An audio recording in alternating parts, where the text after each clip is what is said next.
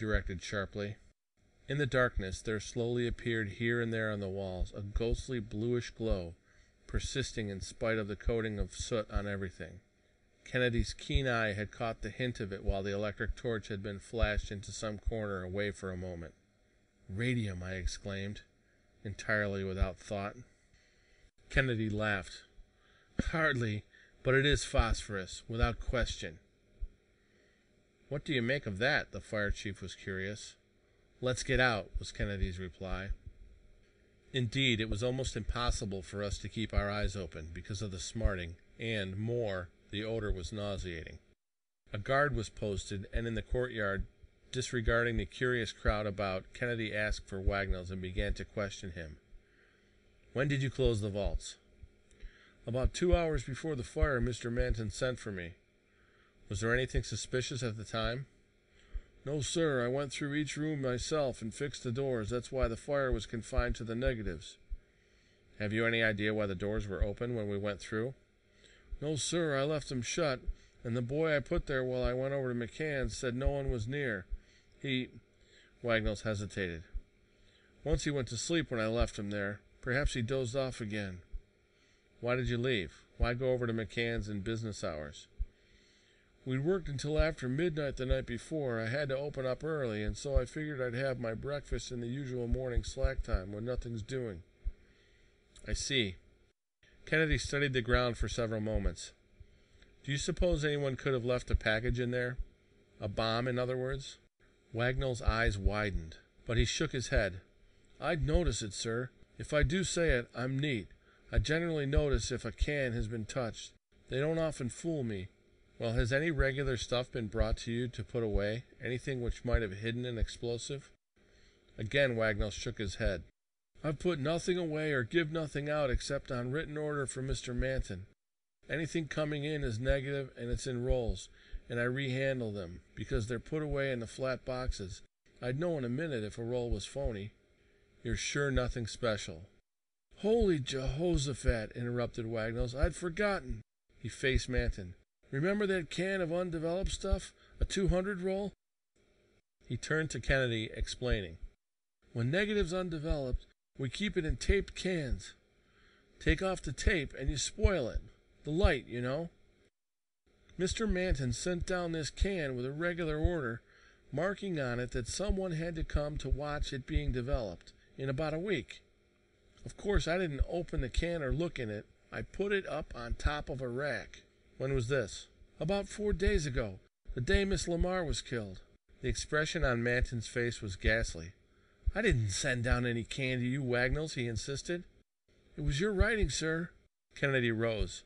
"What did you do with orders like that, such as the one you claim came with a can of undeveloped negative?" "Put them on the spindle on that table in the vault." "Wet your handkerchief and come show me." When they returned, Kennedy had the spindle in his hand, the charred papers still in place. This was one of the items preserved in part by the chemical spray through the ventilating opening above. "Can you point out which one it is?" Kennedy asked. "Let's see." Wagnall scratched his head. "Next to the top," he replied in a moment. "Miss Lamar's death upset everything. Only one order came down that day." With extreme care, Kennedy took his knife and lifted the ashy flakes of the top order. "Get me some collodion, somebody," he exclaimed. Wagnalls jumped up and hurried off. The fire chief leaned forward. "Do you think, Mr. Kennedy, that the little can he told you about started the fire?" "I'm sure of it, although I'll never be able to prove it." "How did it work?" "Well, I imagine a small roll of very dry film was put in to occupy a part of the space. Film is exceedingly inflammable, especially when old and brittle. In composition, it is practically gun cotton, and so a high explosive. In this recent war, I remember, the Germans drained the neutral countries of film subjects until we woke up to what they were doing, while in this country, scrap film commanded an amazing price and went directly into the manufacture of explosives.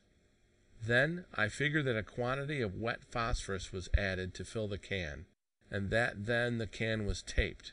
The tape, of course, is not moisture-proof entirely. With the dampness from within it, it would soften, might possibly fall off. In a relatively short time, the phosphorus would dry and burn. Immediately, the film in the can would ignite. As happened, it blew up, a minor explosion, but enough to scatter phosphorus everywhere. That, in the fume-laden air of the vault, there are always fumes in spite of the best ventilation system made, caused the first big blast and started all the damage. McKay had rejoined us in time to hear the explanation. "Ingenious," he murmured. "As ingenious as the methods used to murder the girl and her director." Breathless, Wagnalls returned with the collodion. We watched curiously as Kennedy poured it over the charred remains of the second order on the spindle. It seemed almost inconceivable that the remnants of the charred paper would even support the weight of the liquid. Yet Kennedy used it with care, and slowly the collodion hardened before us, creating a tough, transparent coating which held the tiny fibers of the slip together. At the same time, the action of the collodion made the letters on the order faintly visible and readable. "A little-known bank trick," Kennedy told us. Then he held the slip up to the light, and the words were plain. Wagnalls had been correct. The order from Manton was unmistakable. The can was to be kept in the negative vault for a week without being opened, until a certain party unnamed was to come to watch the development of the film. The promoter wet his lips uneasily. I never wrote that. It's my writing all right, and my signature, but it's a forgery." The end of chapter 28.